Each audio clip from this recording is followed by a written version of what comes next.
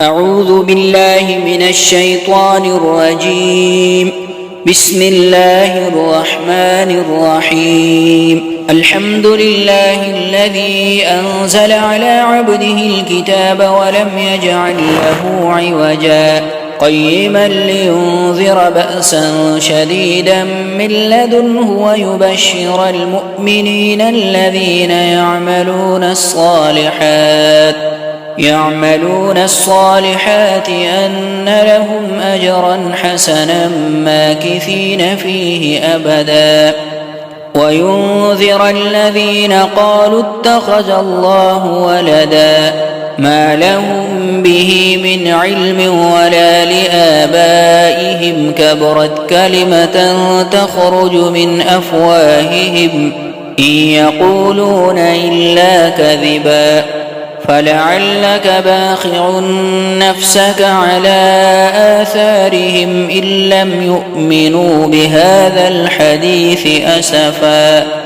إنا جعلنا ما على الأرض زينة لها لنبلوهم أيهم أحسن عملا وإنا لجاعلون ما عليها صعيدا جرزا أم حسبت أن أصحاب الكهف والرقيم كانوا من آياتنا عجبا إذ أوى الفتية إلى الكهف فقالوا ربنا آتنا من لدنك رحمة وهيئ لنا من أمرنا رشدا فضربنا على آذانهم في الكهف سنين عددا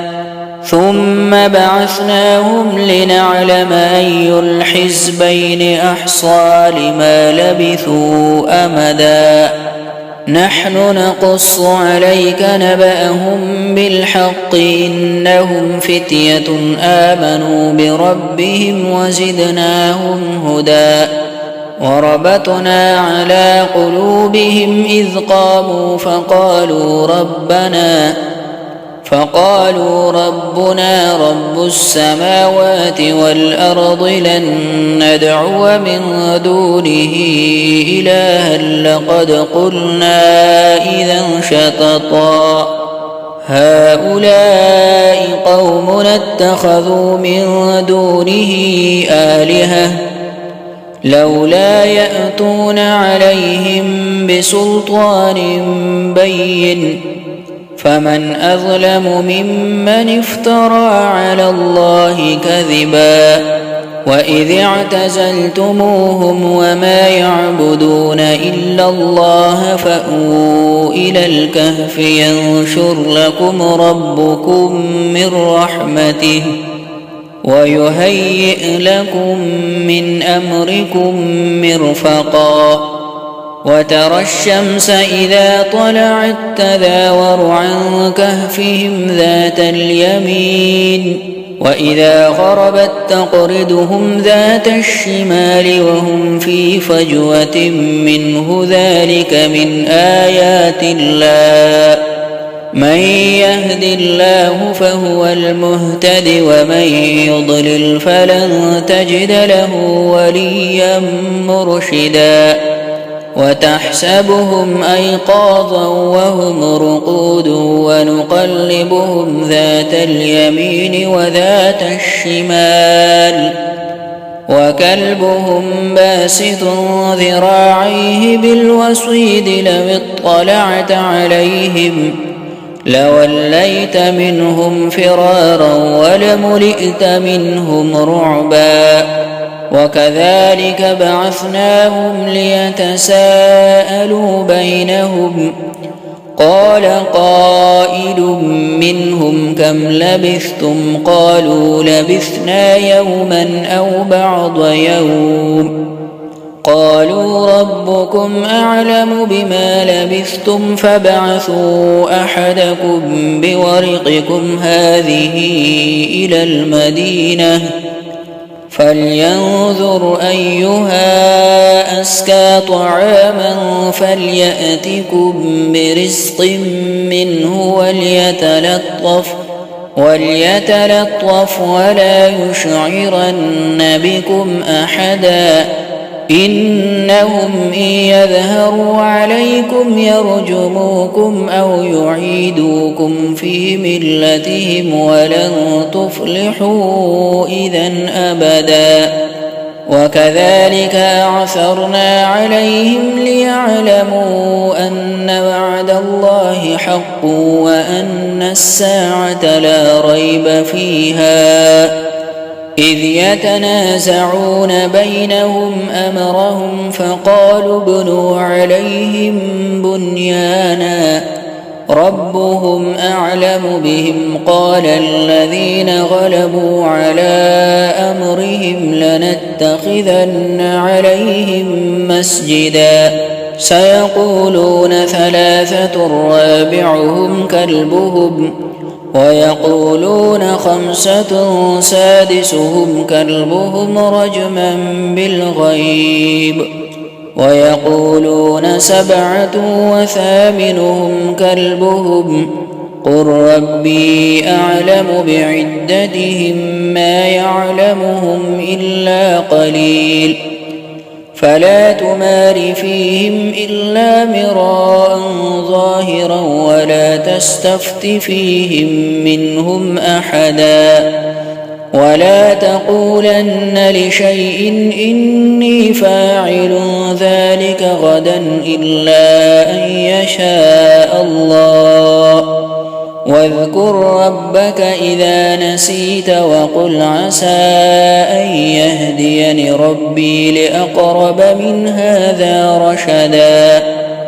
ولبثوا في كهفهم 300 سنين وازدادوا 9 قل الله أعلم بما لبثوا له غيب السماوات والأرض أبصر به وأسمع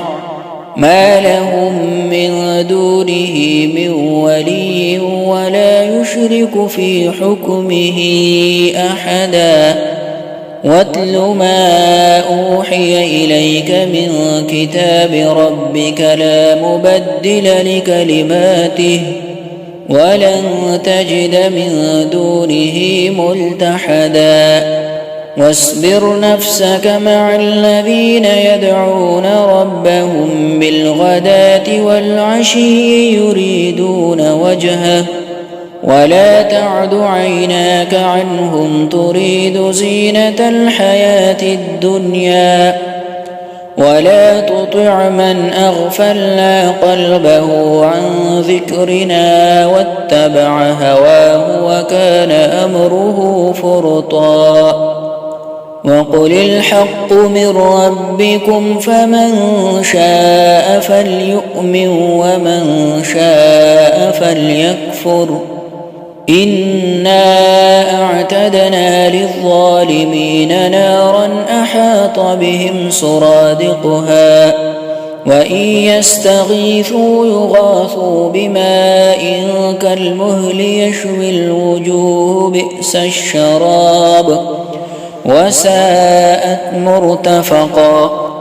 إن الذين آمنوا وعملوا الصالحات إنا لا نضيع أجر من أحسن عملا أولئك لهم جنات عدن تجري من تحتهم الأنهار يحلون فيها من أساور من ذهب ويلبسون ثيابا خضرا من سندس واستبرق متكئين فيها على الأرائك نعم الثواب وحسنت مرتفقا واضرب لهم مثل الرجلين جعلنا لأحدهما جنتين من أعناب وحففناهما بنخل وجعلنا بينهما زرعا كلتا الجنتين آتت أكلها ولم تظلم منه شيئا وفجرنا خلالهما نهرا وكان له ثمر فقال لصاحبه وهو يحاوره أنا أكثر منك مالا وأعز نفرا ودخل جنته وهو ظالم لنفسه قال ما أظن أن تبيد هذه أبدا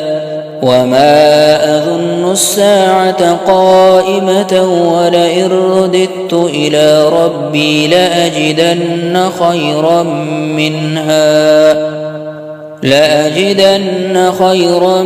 منها منقلبا قال له صاحبه وهو يحاوره أكفرت بالذي خلقك من تراب ثم من نطفة ثم سواك رجلا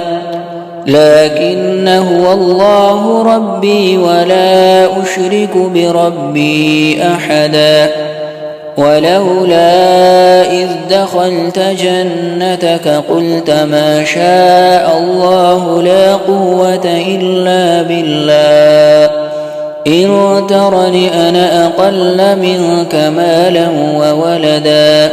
فعسى ربي أن يؤتيني خيرا من جنتك ويرسل عليها حسبانا من السماء فتصبح صعيدا زلقا أو يصبح ماؤها غورا فلن تستطيع له طلبا وأحيط بثمره فأصبح يقلب كفيه على ما أنفق فيها وهي خاوية على عروشها ويقول يا ليتني لم أشرك بربي أحدا ولم تكن له فئة ينصرونه من دون الله وما كان منتصرا هنالك الولاية لله الحق هو خير ثوابا وخير عقبا واضرب لهم مثل الحياة الدنيا كماء إن أنزلناه من السماء فاختلط به نبات الأرض فأصبح هشيما تذروه الرياح وكان الله على كل شيء مقتدرا المال والبنون زينة الحياة الدنيا والباقيات الصالحات خير عند ربك ثوابا وخير أملا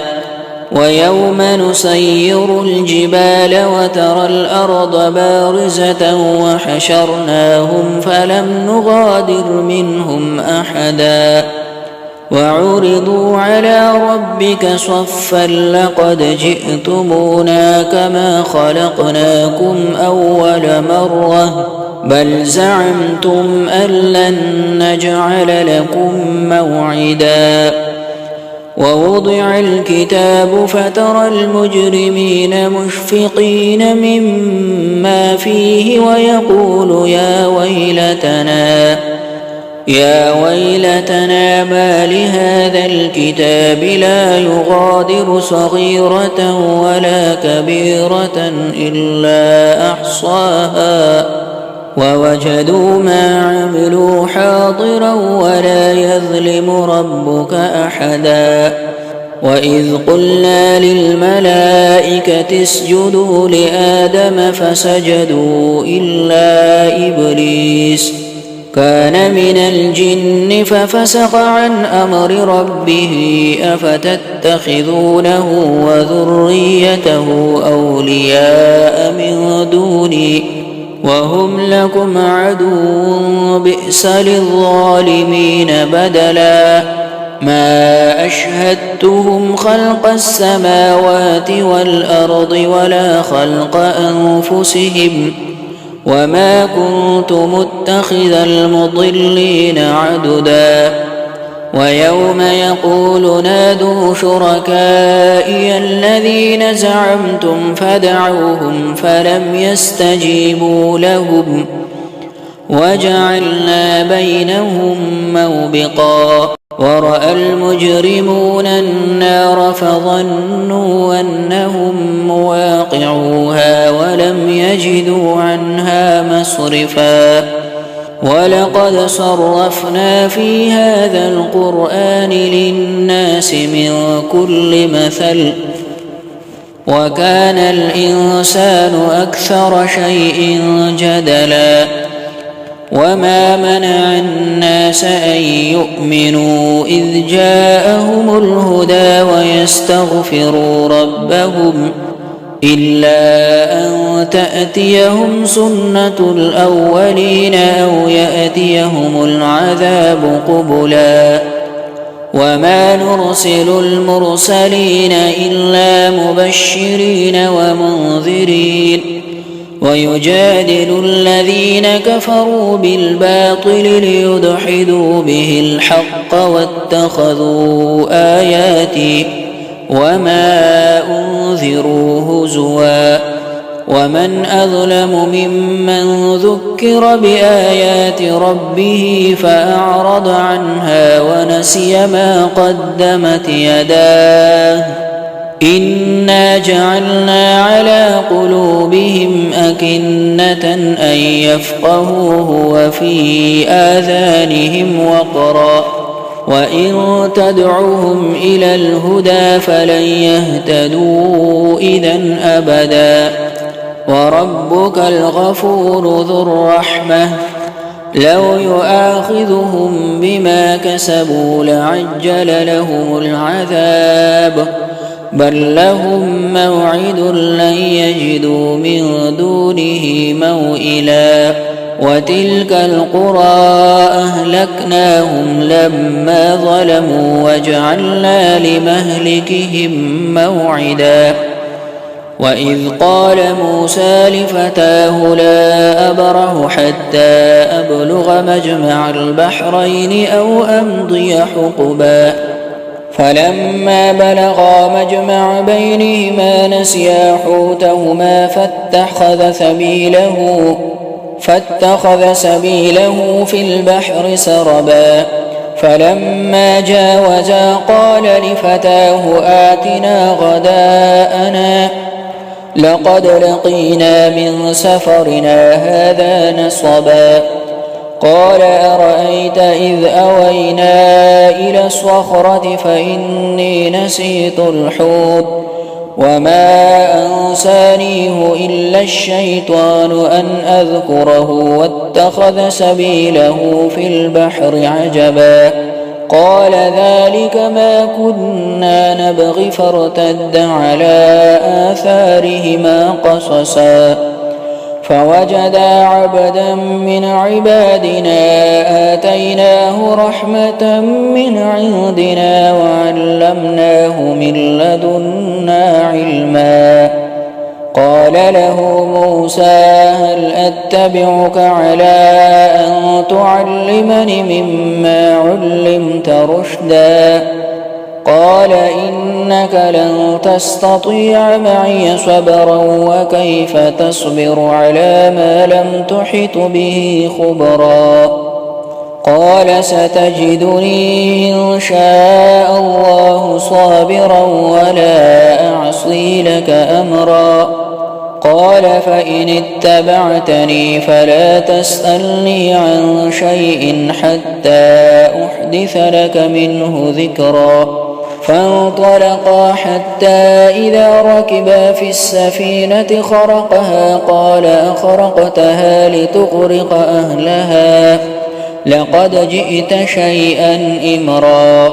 قال ألم أقل إنك لن تستطيع معي صبرا قال لا تؤاخذني بما نسيت ولا ترهقني من أمري عسرا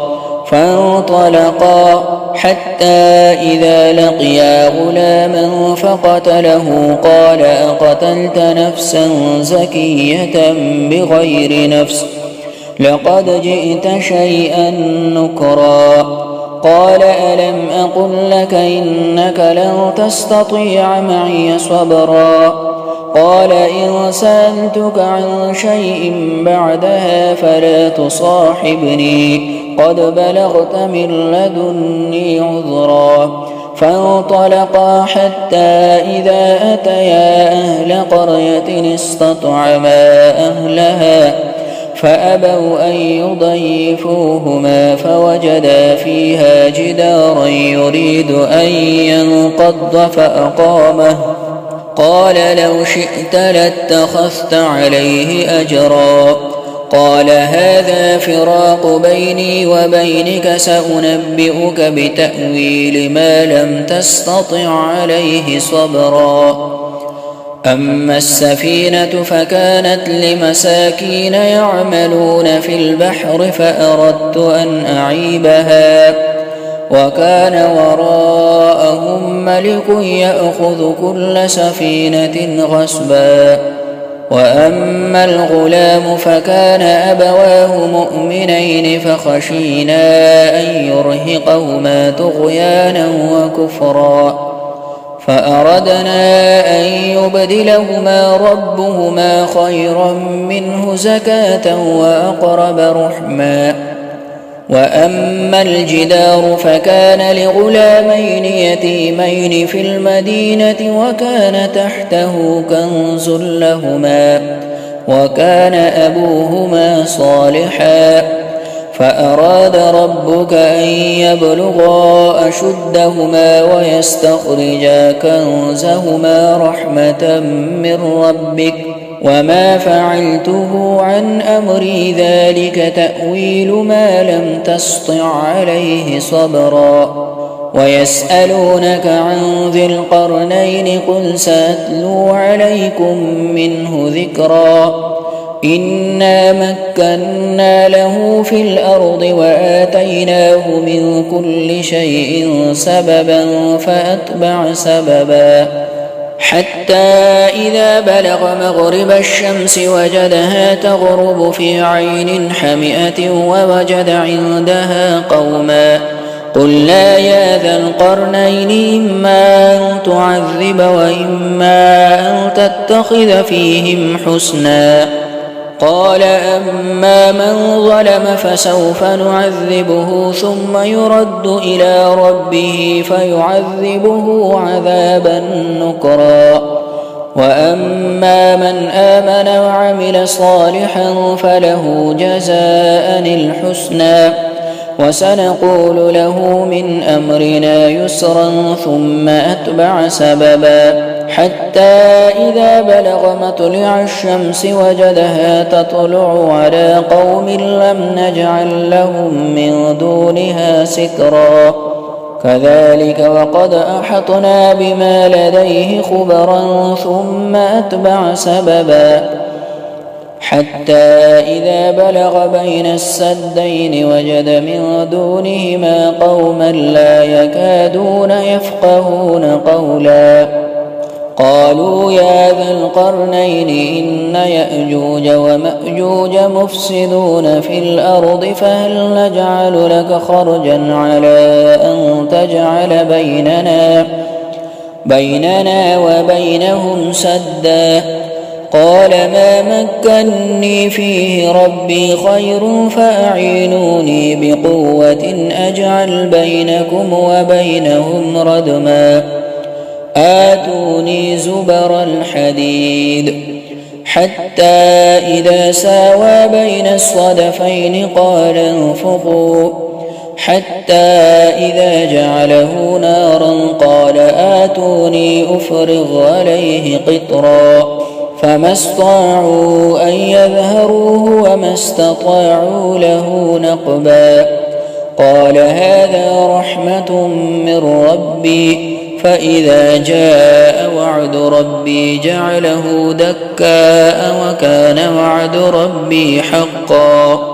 وتركنا بعضهم يومئذ يموج في بعض ونفخ في الصور فجمعناهم جمعا وعرضنا جهنم يومئذ للكافرين عرضا الذين كانت أعينهم في غطاء عن ذكري وكانوا لا يستطيعون سمعا أفحسب الذين كفروا أن يتخذوا عبادي من دوني أولياء إنا أعتدنا جهنم للكافرين نزلا قل هل ننبئكم بالأخسرين أعمالا الذين ضل سعيهم في الحياة الدنيا وهم يحسبون أنهم يحسنون صنعا أولئك الذين كفروا بآيات ربهم ولقائه فحبطت أعمالهم فلا نقيم لهم يوم القيامة وزنا ذلك جزاؤهم جهنم بما كفروا واتخذوا آياتي ورسلي هزوا إن الذين آمنوا وعملوا الصالحات كانت لهم جنات الفردوس نزلا خالدين فيها لا يبغون عنها حولا قل لو كان البحر مدادا لكلمات ربي لنفد البحر قبل أن تنفد كلمات ربي ولو جئنا بمثله مددا قل إنما أنا بشر مثلكم يوحى إلي أنما إلهكم إله واحد فمن كان يرجو لقاء ربه فليعمل عملا صالحا ولا يشرك بعبادة ربه أحدا.